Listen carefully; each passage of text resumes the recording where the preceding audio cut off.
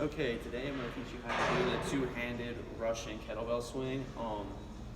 The prime movers of this workout are your hamstrings, your gluteus maximus, and your adductor magnus. The setup for this workout is a little bit different than in the past. You're not inside of a power rack or you're not on top of a bench or anything. You're just kind of out in open air.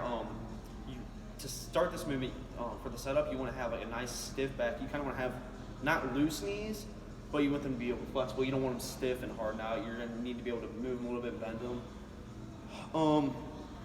Before you start with the movement, another part of the setup, I'm going to try an angle so you can see it. When you start, you want your feet to be slightly wider than shoulder width apart, and you want to have a flat back and you want your eyes looking directly down the kettle. That's what you want your starting position to be. If the kettlebell is too close to you when you start it, your range of motion is going to be different. Same thing, if it's too far out, you want it at that eye width when your back is flattened out, like a tabletop kind of.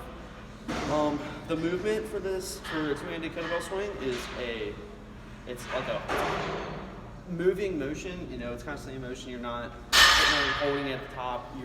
It's just constantly moving.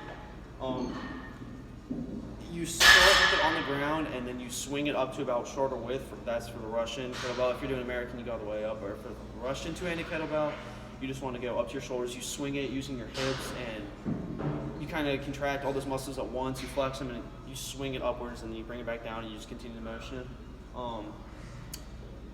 The primary points of performance for this exercise, one of them is including that hip thrust. When you bring the kettlebell to the top of the motion, a lot of people don't thrust their hips; they kind of use their shoulders. Which, in that case, you are just fully utilizing the shoulders and kind of taking out the other muscles and kind of just hitting shoulders, which isn't a bad thing by itself. It just kind of depends on what you want. But the correct, proper motion is using your hips to make sure you thrust it up and getting that whole body workout involved with it. One common fault is doing not that. People just kind of stand up and they kind of lift it like it's a front shoulder raise.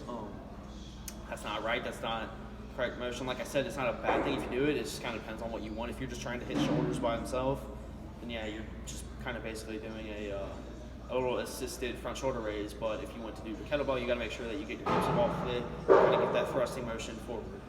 Now I will show you how to do it. Make sure you can see this.